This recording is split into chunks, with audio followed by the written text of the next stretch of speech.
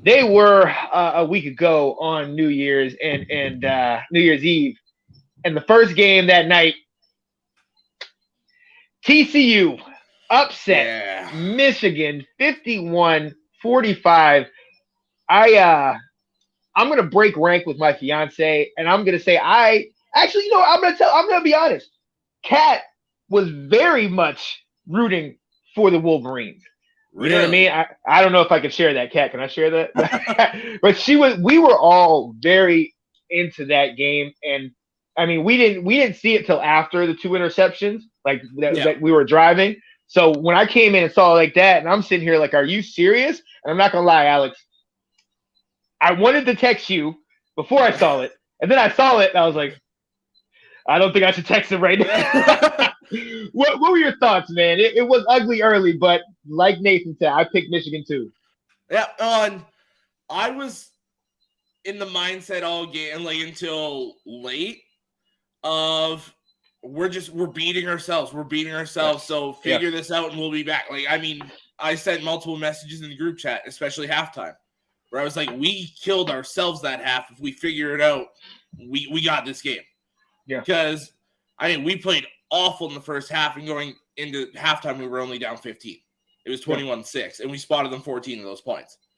So, I mean, I don't understand a lot of the coaching decisions, especially early. Yeah. Like, you ran all the way down the field 54 yards on the first play with Donovan Edwards. And then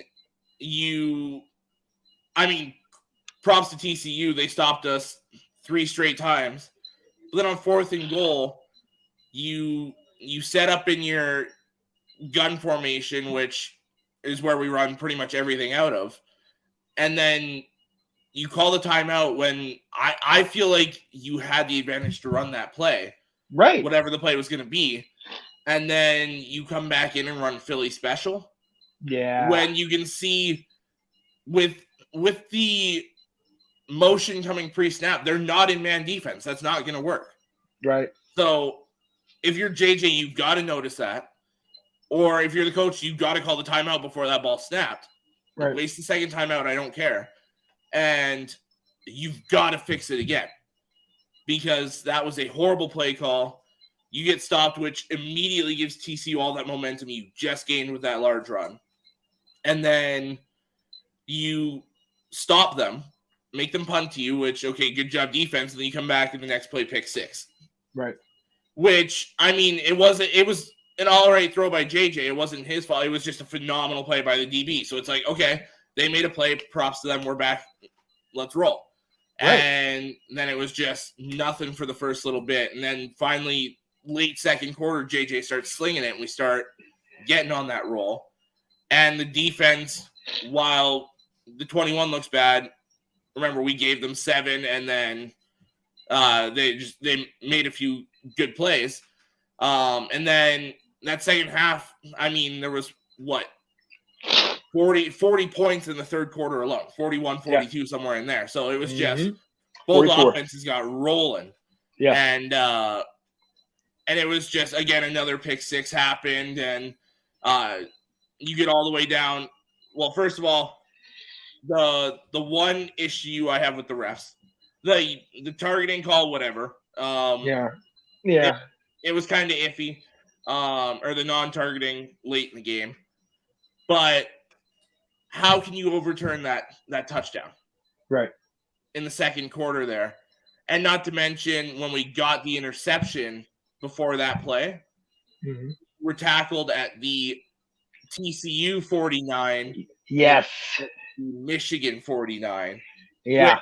You spotted at the right spot. That review doesn't have to happen anyways. It's a touchdown.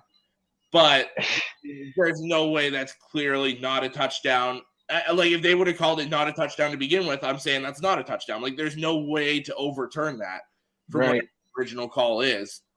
And then the next play, you try and do a fullback dive to a converted linebacker. Like, it's just some of the questionable play calls inside the 5. Like, we had 3 trips inside the 10 and walked away with 3 points the entire game, and you lose. So, I mean, hell of a job by TCU. Like I'm not trying to make it sound like TCU didn't earn this. They absolutely did, because all those mistakes I'm talking about, they capitalized. Right. TCU absolutely, the way they played, deserves to be in the national championship. Yep. But if you're Michigan, it's you beat yourself. Like it's frustrating, but at the same time, if you look at it with Michigan, the majority of that team is returning. Yeah. So, and we still haven't heard anything from Blake Corum. I think he's waiting to see what Harbaugh does.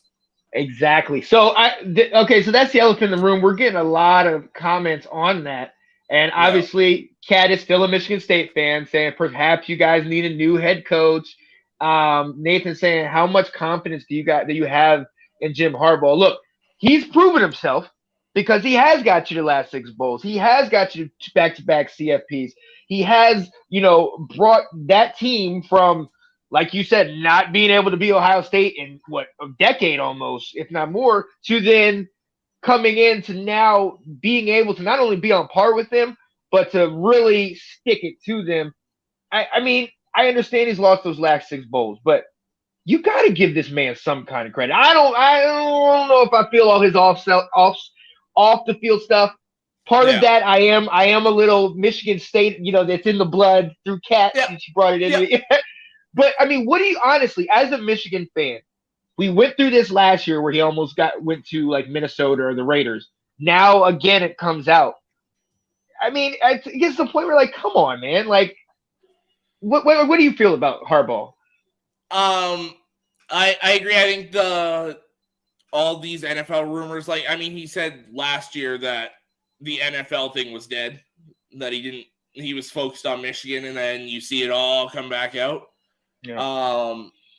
And then, I mean, he did come out and say, I mean, basically kill the rumors, but then again, he said, I expect to be at Michigan. Mm-hmm. So it's like, okay, well, are you going to be at Michigan or are you not? So it's a lot of, like, it's annoying, personally, as a fan. And, I mean, it always happens with transfer portal time and signing days right around the corner and all this stuff. It's like, do you really have to do, like, are you going or are you staying? Make it clear. Right. Make it no. Yeah, exactly.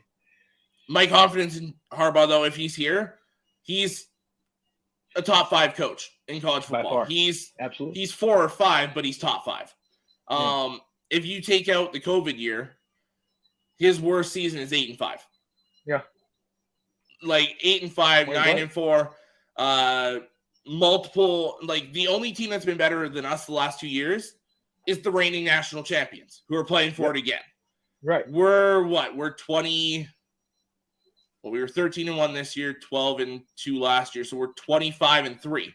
Yeah. And Georgia's 27-1. Right. So I mean, it's a little weird to see all the comments about Michigan falling off because it's they built the juggernaut. Right. It's a lot of these players are here for a couple more years. Right. So it'll be interesting to see if Harbaugh goes, and then if he goes, who's taking over for him. I've got a few names in mind. I mean, Sharon Moore, the offensive coordinator, is definitely deserving of a head coaching job. Maybe Jesse Minter, the DC, if either of them don't go with Jim. And then there's a couple outside names I'm looking at. I wonder if like Dave Aranda from Baylor or Matt Campbell from Iowa State would go. Because if either of them go, we're just fine. We are just fine. So,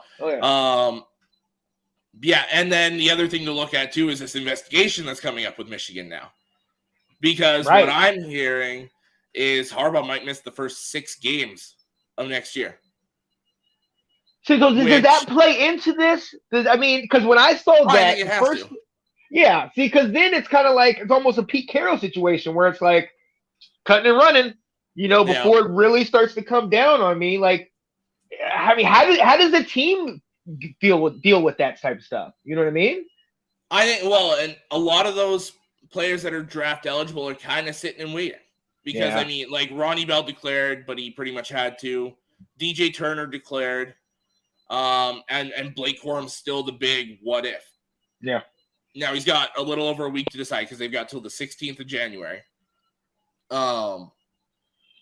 But I mean, you look at that 6-week schedule that he could miss. It's another pretty easy opening schedule.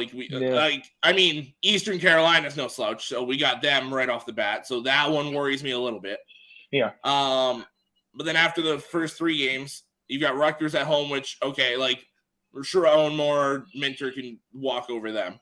Mm-hmm. But then you're at Minnesota, who PJ Fleck has them being no slouch whatsoever, and at Nebraska, which is kind of an interesting one because if Matt Rule has them ready to go, we could be 6-0, we could be 5-1, we could be 4-2. It's going to be interesting to see what happens there. It definitely will. I wanted to bring up this comment. Handy said, he says, was there a possibility that the fellas overlooked TCU? I know Coach Kaki coached them up, but sometimes the team will look past an opponent they consider inferior. I personally do not think so. If anything, if there's any team that I think potentially overlooked the team, I think it was Georgia. I think they kind of got smacked in the mouth by Ohio State, and we'll discuss that in a little bit. But honestly, you take away the 2 pick sixes, okay? You take away the bad ball placement where they literally spotted it like 3 yards back. And we're talking about alone right there. Right. We're talking. Yeah, you're winning right there. We're talking about an entirely different first half. And then once JJ McCarthy got going, it was a wrap. Honestly, if they weren't playing from behind the entire game, they came alive. They just played in the second quarter as opposed to starting out the gate. But what do you think about this? Do you think? Because we all pretty much had you guys winning, but do you think that's something that was possible that they might have overlooked them? I think the coaching staff did. I don't think the players did. I think the coaching staff absolutely did.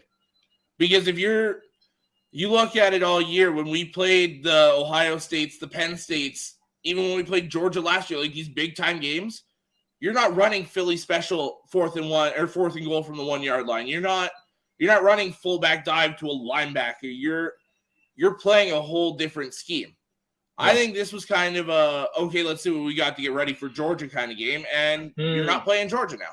I think the coaching staff absolutely overlooked TCU. Yeah. There it is. And maybe a lot of this stuff that's coming out with Harbaugh, maybe that's what we're seeing. It's interesting because even Mentor was under some fire on how things kind of went, man. So I'm eager to see kind of how things play out this offseason. I am very disappointed, as I know you are, because we all wanted the clash of the Titans, the Michigan, the Georgia, back. Yeah. But this game is shaping up to be quite interesting. And thanks for watching. If you like that clip, be sure to check out the other great content from the Let's Talk Football community. And as always, please like, subscribe, and hit that notification bell so you'll be notified when more great content like this becomes available.